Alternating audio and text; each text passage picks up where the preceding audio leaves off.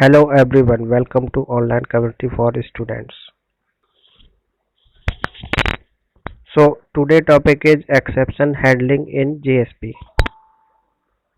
तो हम देखेंगे यहाँ पे किस तरीके से एक्सेप्शन अगर आएंगे JSP के अंदर तो उसको कैसे हैंडल करेंगे। ठीक है, तो जावा के अंदर आपने एक्सेप्शन पढ़ा होगा कि एक्सेप्शंस क्या होते हैं और इसको कैसे हैंडल करेंगे।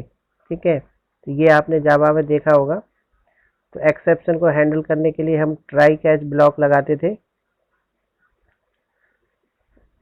ट्राई ब्लॉक लगाया और यहाँ पे कैच ब्लॉक लगाया। ठीक है, तो कैच ब्लॉक के साथ में यहाँ पे एक्सेप्शन होती थी और ये ब्रैकेट के अंदर कोई भी मैसेज जो आप देना चाहें, तो इस तरीके से हम एक्सेप्शन को हैंडल करते थे। ठीक है, अब यहाँ पे जीएसपी में भी एक्सेप्शन कैसे हैंडल होगी, तो सबसे पहले तो यही देख लेते हैं कि एक्सेप्शन होता क्या है। तो एक्सेप्शन जो है वो एक normally an object that is thrown at run time. तो एक्सेप्शन यहाँ पे एक क्या है, एक ऑब्जेक्ट है जो थ्रो किया जाता है रन टाइम पे। रन टाइम का मतलब कि जब एप्लीकेशन आपका रन हो रहा होता है, ठीक है, रनिंग स्टेट में होता है, उस समय ये एक्सेप्शन थ्रो किया जाता है। एक्सेप्शन अगर थोड़ा सा बात करें तो एक्सेप्शन हो गया इस तरीके का। मान लीजिए आपने कोई कोड लिखा हुआ है, यहाँ पे लिखा है जैसे इंटीजर ए, इंटीजर ए में आपने लिया 5, ठीक है, और एक वेरिएबल लिया इंट बी, और बी में है आपके पास 0। ठीक है, और फिर आपने एक प्रोसेस किया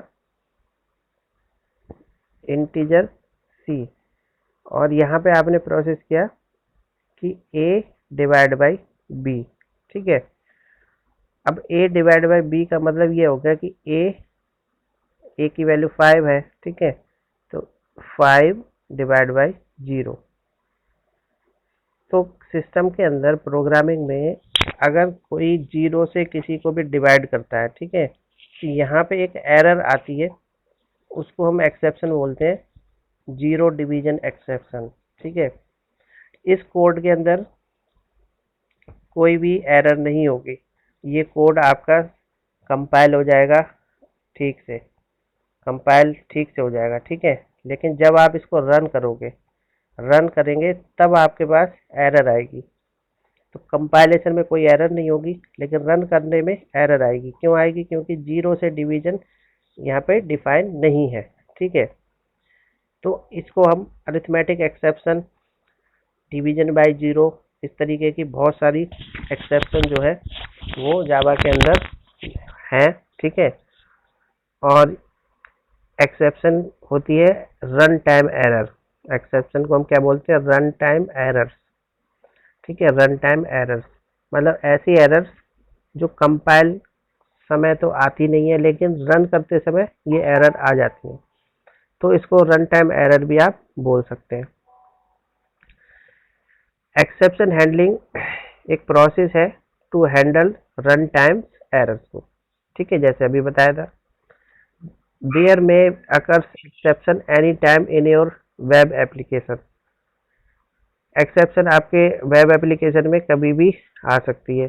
सो handling exception is safer side for the web developer. इसलिए हमें उनको हैंडल करना पड़ता है जिससे कि सेफ एप्लीकेशन चले। जेएसपी के अंदर 2 तरीके हैं एक्सेप्शन को हैंडल करने के। ठीक है, 2 way, there are 2 way to handle exception in JSP.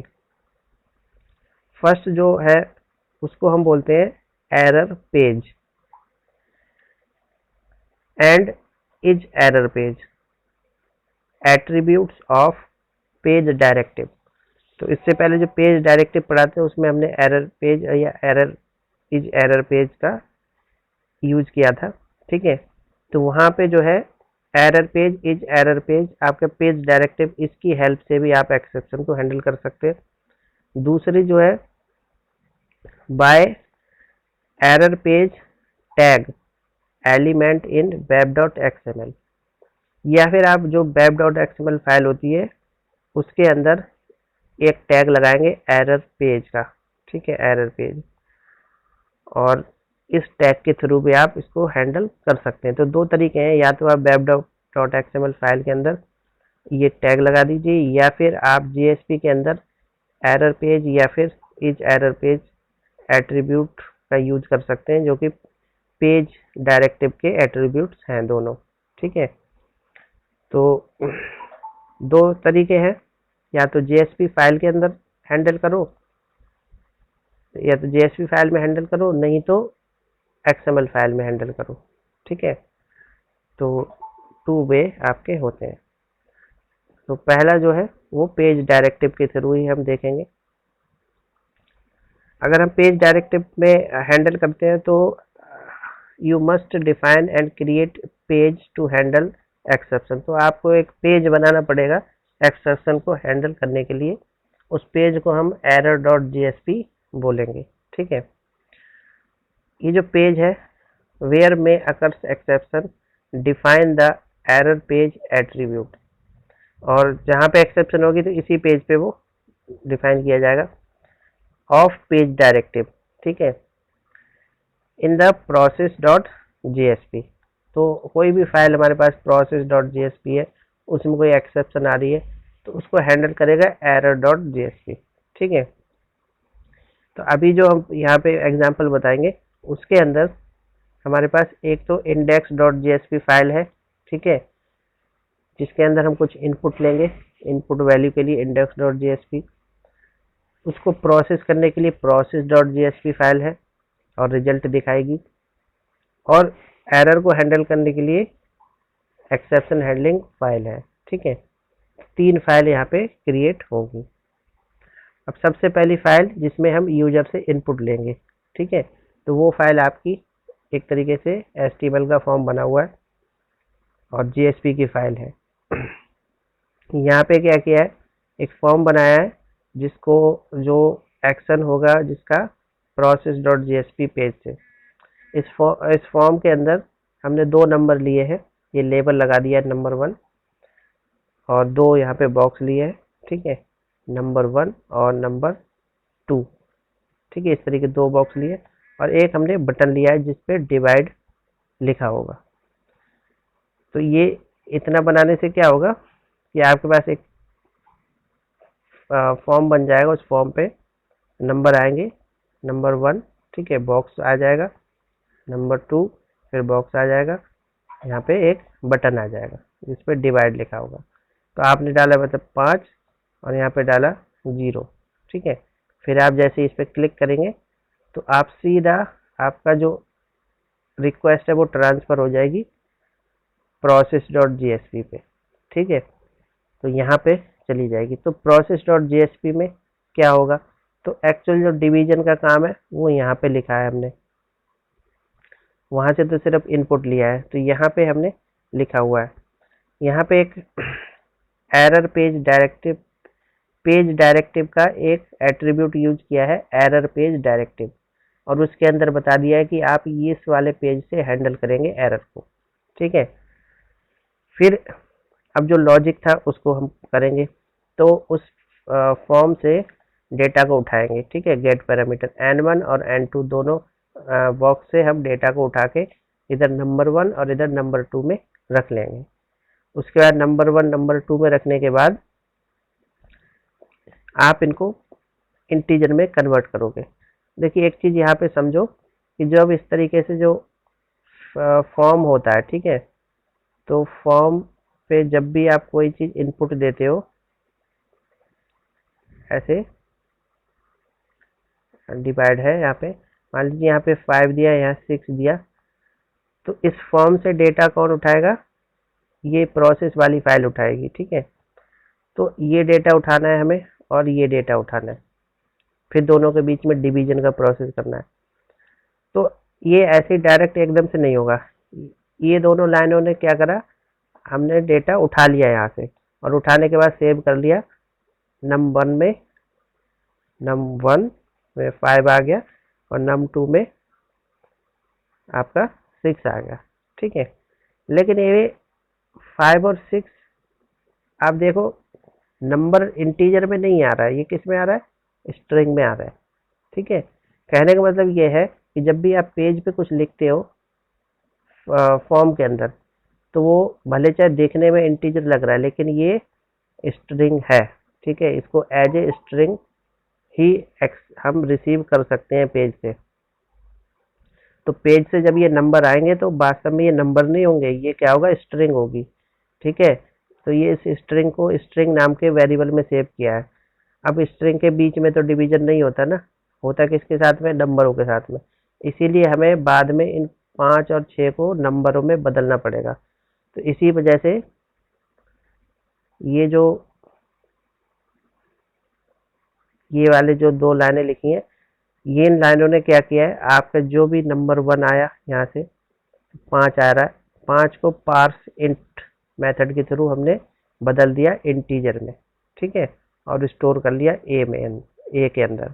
ऐसे इसको कन्वर्ट किया इंटीजर में और बी में स्टोर कर लिया। अब ये 5 और 6 अब एक्चुअल में इंटीजर वैल्यू हो चुकी है, ठीक है। इंटीजर वैल्यू हो गई है, तो अब आप जो है इसको कैलकुलेट कर सकते हैं, a/b, सी में इसको हमने स्टोर कर लिया। अब आउट डॉट प्रिंट से हमने इसको सी को वहाँ रिजल्ट को दिखा दिया वेब पेज पे, ठीक है। अब अगर कोई इस तरीके से करेगा, यहाँ 5 यहाँ मान लीजिए 2 दे दिया, ठीक है, और तो 5/2 किया, तब कोई दिक्कत नहीं होगी, ठीक है, कोई दिक्कत नहीं होगी, आपको आंसर मिल जाएगा 2 मिलेगा, 2.5 नहीं मिलेगा क्योंकि ये इंटीजर है, ठीक है। कोई दिक्कत नहीं, कोई यहाँ पे एक्सेप्शन नहीं आएगी। लेकिन यूजर को थोड़ी पता कि भाई हमेशा नीचे वाले में हमें नंबर ही लिखना है। अब मान लो किसी ने 0 रख दिया है ना, यूज करने वाले को थोड़ी पता, तो 0 रख देगा तो क्या होगा, तब ये नीचे 0 हो जाएगा और अब आपकी एक्सेप्शन आ जाएगी।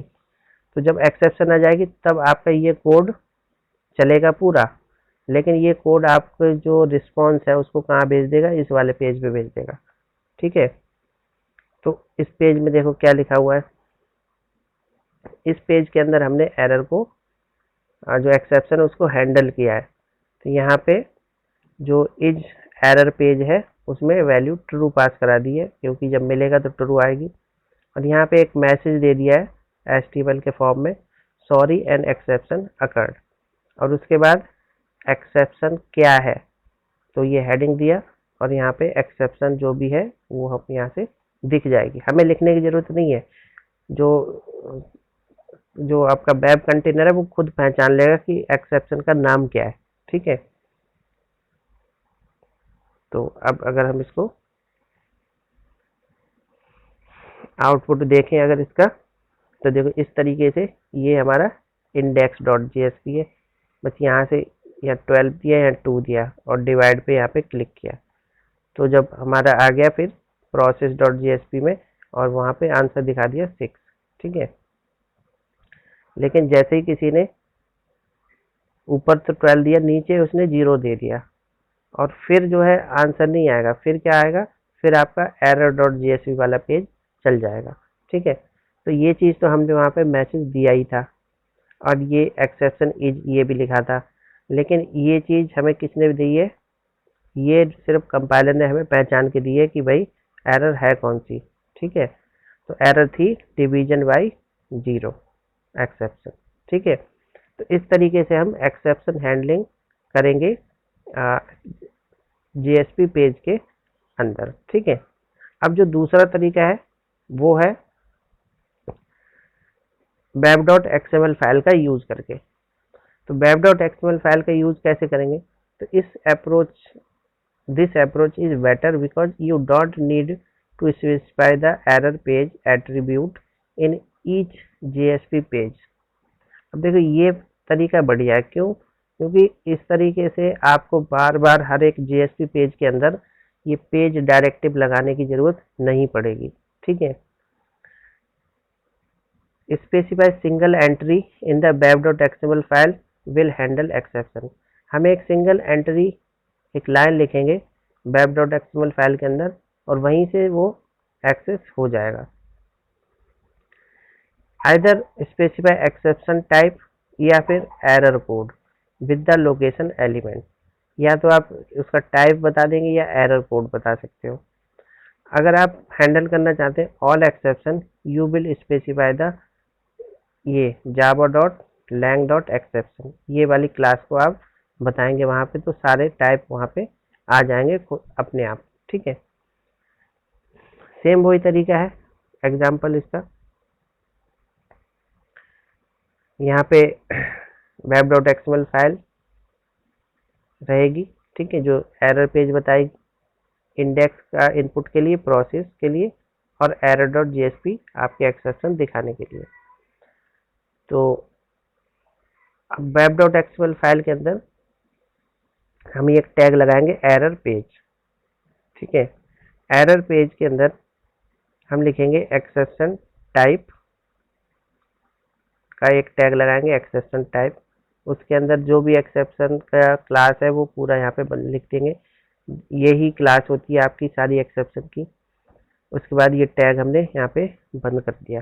ठीक है, उसके बाद जो लोकेशन बता दी, लोकेशन टैग लगा के, और वहाँ से इस वाले पेज पे हम चले गए, एरर वाले पे। ठीक है, और एरर पेज यहाँ खुला था, एरर पेज यहाँ पे बंद हो गया। तो इस तरीके से अब हम चलते हैं आगे।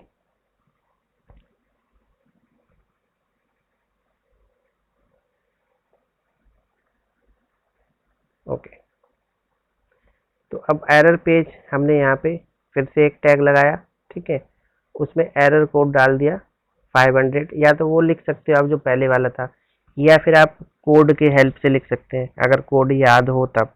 ठीक है, तो कोड कहाँ से इतना याद रखोगे, तो हम फर्स्ट वाला जो XML थी वो ही लिखेंगे उसके अंदर, java.lang.exception क्लास। ठीक है, फिर यहाँ पे सेम वही प्रोसेस किया है, दोनों नंबर उठाए हैं, दोनों को इंटीजर में कन्वर्ट किया है, और उसके बाद डिवीजन किया है। ठीक है, फिर उसका आउटपुट दिखाया है, और उसके बाद सेम आपका एरर पेज सेम रहेगा जैसे आपने ऊपर पढ़ा था। तो तरीका अलग अलग है। ठीक है, आउटपुट तो वही आने वाला है, लेकिन दोनों का तरीका यहाँ पे अलग है। ठीक है, तो इस तरीके से आप हैंडल कर सकते हैं एक्सेप्शन को इन ए JSP पेज।